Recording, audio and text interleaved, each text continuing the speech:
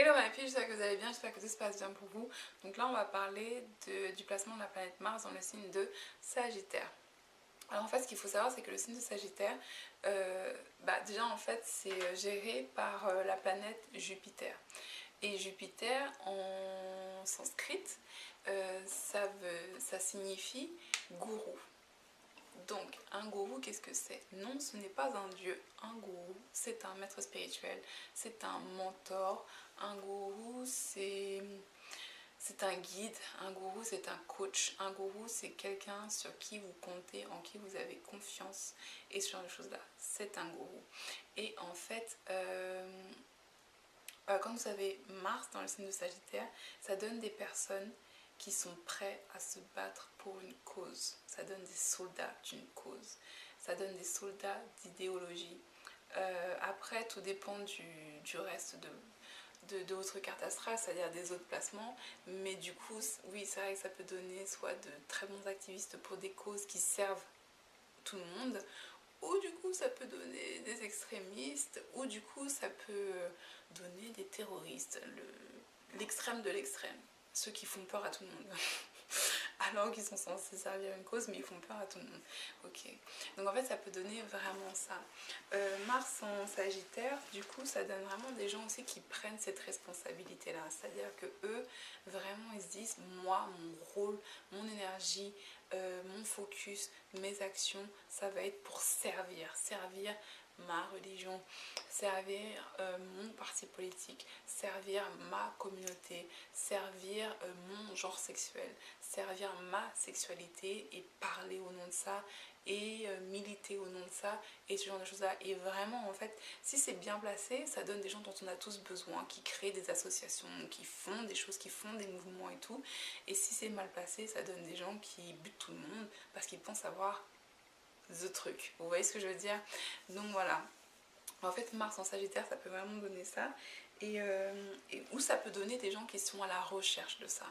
C'est-à-dire que selon les placements aussi que vous allez avoir dans votre carte astrale, ça va donner des gens qui sont toujours en recherche de se connaître, en recherche de savoir, à la découverte de. Ça va être des gens qui ne vont jamais s'arrêter de chercher, mais qui du coup ne vont jamais être au service d'eux. Vous voyez ce que je veux dire?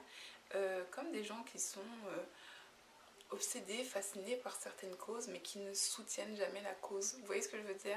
Mais qui sont, je sais pas, je dirais des historiens un peu, qui vont vraiment soutenir une.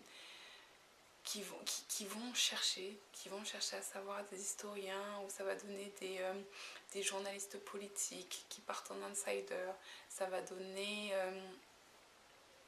je sais pas, des journalistes de la foi ou ce genre de choses là, où vous savez des gens qui sont justement agnostiques, qui sont athées, mais qui vont faire des recherches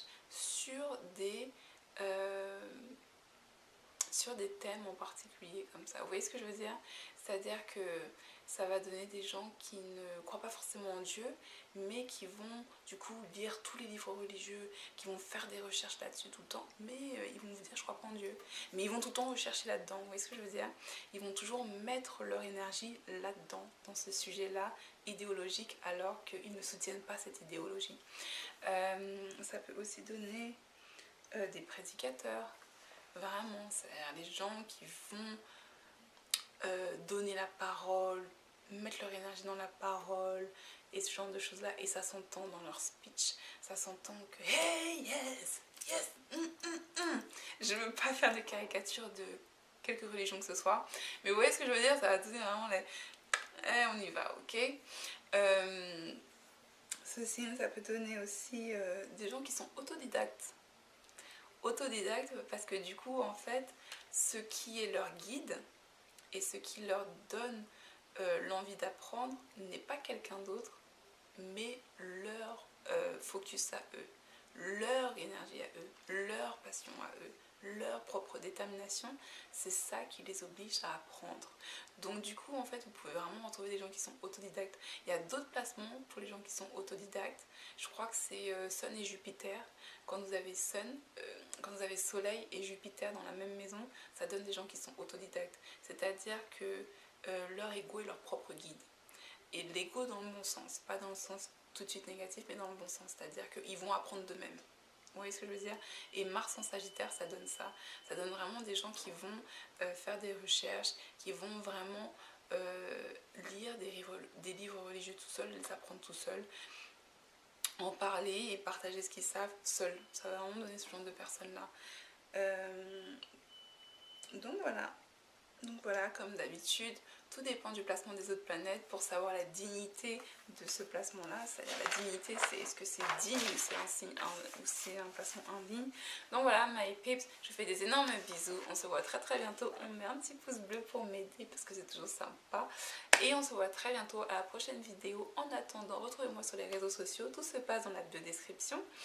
Et on se retrouve à la prochaine vidéo qui sera la dernière vidéo de la planète Mars. Namasté, bye.